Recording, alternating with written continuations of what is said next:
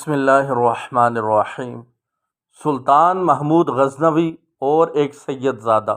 سلطان محمود غزنوی کا دربار لگا ہوا تھا۔ دربار میں ہزاروں افراد شریک تھے، جن میں اولیاء، قطب اور ابدال بھی تھے۔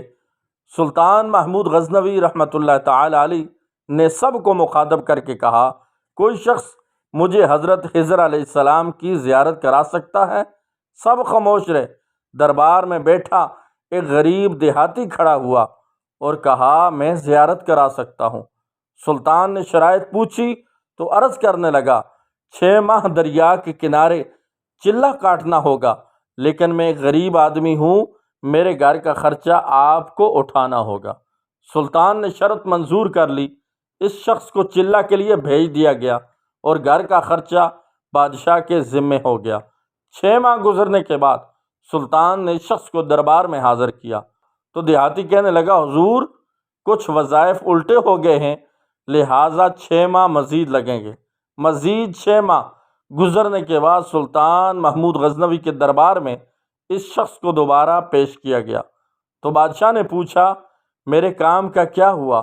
یہ بات سن کر دیہاتی کہنے لگا، بادشاہ سلامت، کہاں میں گنہگار اور کہاں حضرت خضر علیہ السلام؟ میں نے آپ سے جھوٹ بولا، میرے گھر کا خرچہ پورا نہیں ہو رہا تھا، بچے بھوک سے مر رہے تھے، اس لیے ایسا کرنے پر مجبور ہوا۔ سلطان محمود غزنوی نے اپنے ایک وزیر کو کھڑا کیا اور پوچھا، اس شخص کی سزا کیا ہے؟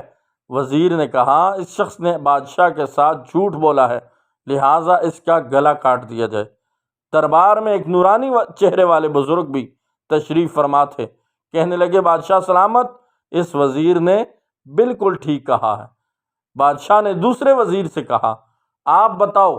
اس نے کہا، سر، اس شخص نے بادشاہ کے ساتھ فراڈ کیا ہے، اس کا گلا نہ کاٹا جائے بلکہ اسے کتوں کے آگے ڈالا جائے تاکہ یہ ذلیل ہو کر مرے، اسے مرنے میں کچھ وقت تو لگے۔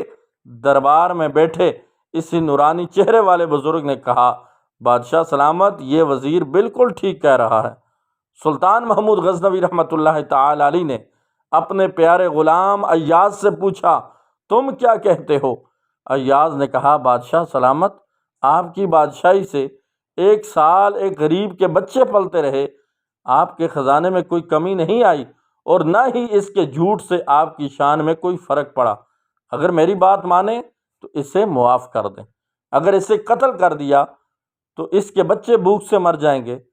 ایاز کی یہ بات سن کر محفل میں بیٹھا وہی نورانی چہرے والا بابا کہنے لگا، ایاز بالکل ٹھیک کہہ رہا ہے۔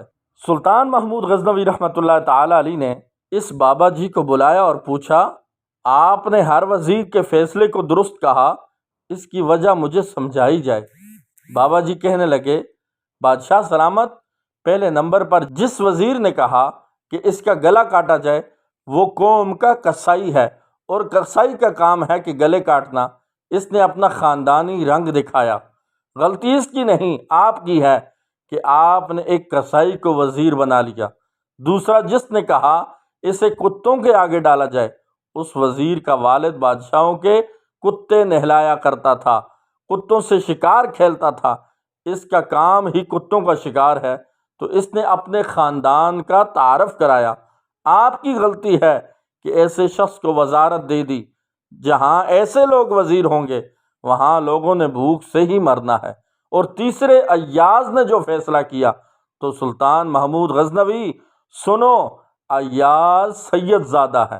سید کی یہ شان ہوتی ہے کہ اپنا سارا خاندان کربلا کے میدان میں ذبح کرا دیتا ہے مگر بدلہ لینے کا کبھی نہیں سوچتا۔